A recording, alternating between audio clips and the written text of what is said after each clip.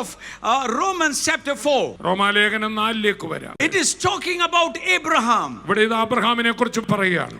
Abraham was accounted for righteousness. അബ്രഹാമിന്റെ വിശ്വാസം നീതിയായി കണക്കിട്ടു. But you and me have the breastplate of righteousness. എന്നാൽ എനിക്ക് നിങ്ങൾക്കും നീതി എന്ന കവചം തന്നിരിക്കുന്നു. And shield of faith. വിശ്വാസത്തിന്റെ പരിച കയ്യിലുമുണ്ട്. It is by faith. അത് വിശ്വാസത്താലാ. When you are baptized into Christ, നിങ്ങൾ ക്രിസ്തുവിലേക്ക് സ്നാനപ്പെട്ടപ്പോൾ you have already put on the whole armor of God. നിങ്ങളെ സർവായുധ വർഗ്ഗം ധരിപ്പിച്ചിരിക്കുന്നു. So that you don't fall into the trick of the devil. പിശാചിന്റെ തന്ത്രങ്ങളിൽ കുടുങ്ങാതിരിപ്പാൻ. You are all commanders of an army. നിങ്ങൾ ഒരു army കമാൻഡർമാരാണ്.